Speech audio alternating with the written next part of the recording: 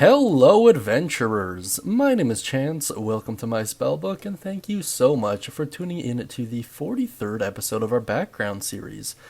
Which means we're really on the home stretch. After this, I only have 11 more to do, and we're done, which is very awesome. I'm super happy about that. It's taken a lot of work to get this series up so quick, as you might imagine. In any case, I do have a question for you guys. So, according to my little chart here, I only have about 17 extra feats to do from the Tasha's Cauldron of Everything. So, I could do those really quickly. However, I would like to ideally get started on the races as quick as possible and just jam them out. So, which would you guys like to see first, if you have a preference? What I'm currently thinking is just really jam through the feats. I should be able to get most of them done in about a day or so anyways, so it shouldn't be too difficult. And then transition from that into the races. That being said, though, the races are going to take a little bit more time. There's just a little bit more to talk about, but I don't know. Let me know down beneath, or if you think I should be focusing on something else. In any case, let's dive into today's video. We're going to be talking about Sage. Sage is found in the Player's Handbook and is pretty good overall, at least relative to a lot of the other Player's Handbook. It is replaced by one of the Ravnican backgrounds, but we'll get into that one a little bit later on in the series here. By the way, if this is the first background video you're watching and you'd like to check them all out, or you haven't seen them all in their entirety, please just check out the playlist by either clicking in the top little eye icon or waiting until the end of the video and clicking on the end card. In any case, let's dive into the Sage by first checking out its description. You spent years learning the lore of the multiverse. You scorched manuscripts, studied scrolls, and listened to the greatest experts on the subjects that interest you. Your effort has made you a master in your field of study, and it provides a nice little D8 table as to your field of study. Feel free to roll it if you want, or if not, just come up with your own. Up to you 100%. Now let's take a look at its mechanics. Under skill proficiencies, you gain Arcana and History, which usefulness may vary based on the campaign, of course. If you're dealing with a fairly low magic, fairly modern day-ish kind of scenario, then who knows, but in some campaigns they are going to be super valuable. You gain 2 languages of your choice, which is always really nice. Of course, chat with your DM, see if you can get any feedback as to which languages are going to be the most beneficial for you. Under equipment, you gain quite a few things. A bottle of black ink, a quill, a letter from a colleague, and this could be posing a question that you haven't been able to answer yet. Set of common clothes, and a pouch containing 10 GP, which basically is the average amount. So it's overall pretty decent.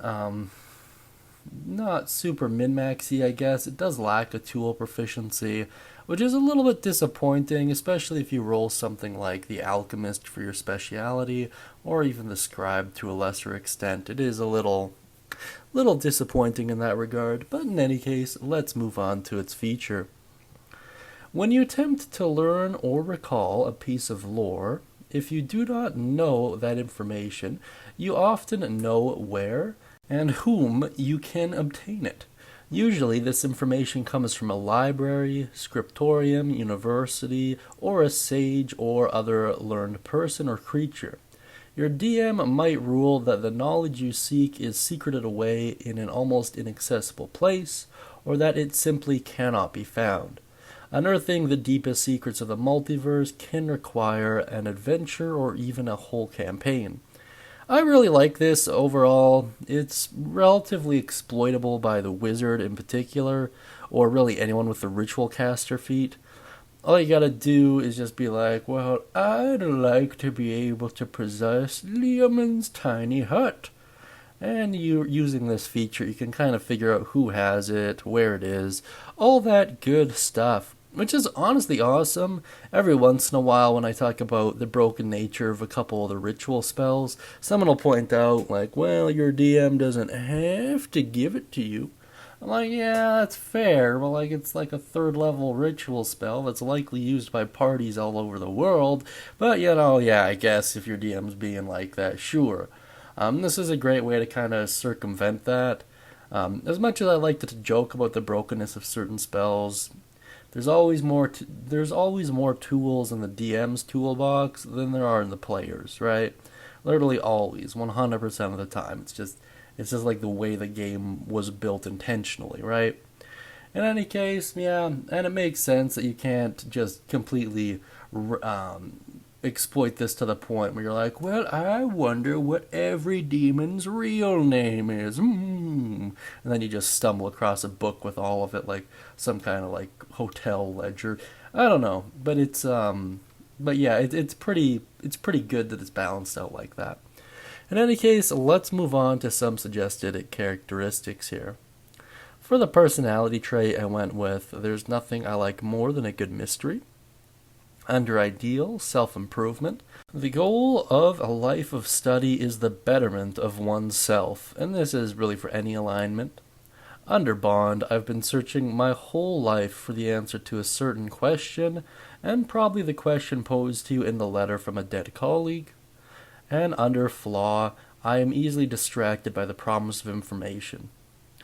I really like this. It's really nice if you're a DM and your characters are abundantly motivated by few factors.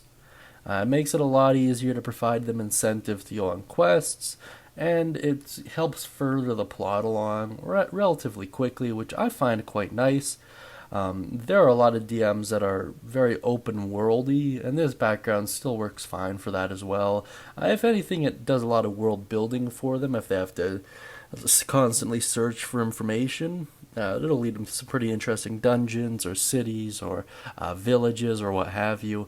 But I don't know, this is a solid feature for DMs in general, which is part of the reason I like it.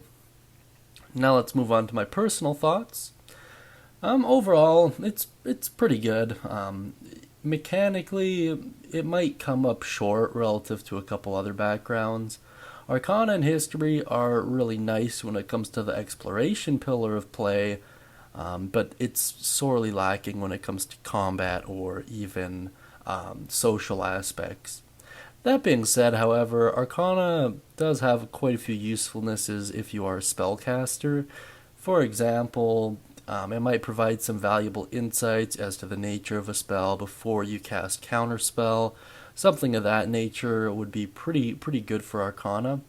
Outside of spellcasters, though, I can't really think of a ton of usefulness.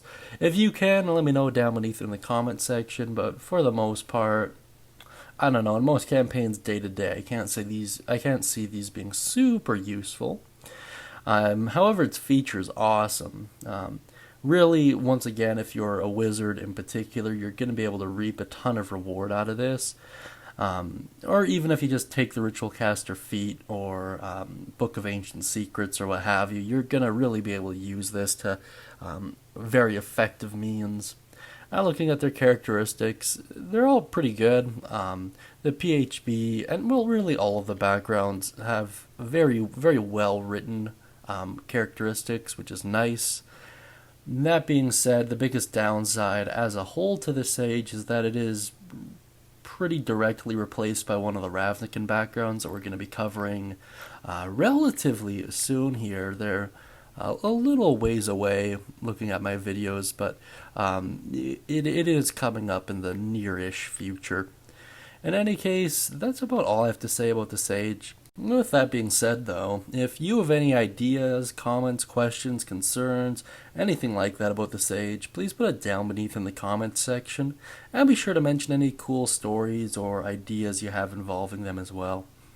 And of course, if you'd like to gain access to a free one-shot, please go to the Guild Hall and use code WELCOME, and one's all yours. The feedback for them has been really incredible, so I'm really grateful for that. A lot of you seem to really enjoy them. And I will be publishing more soon. Once again, these videos just kind of take priority, so do let me know if you like what particular direction you want to see this channel go in. I might be doing a channel update relatively soon as well, kind of just fleshing out all my thoughts.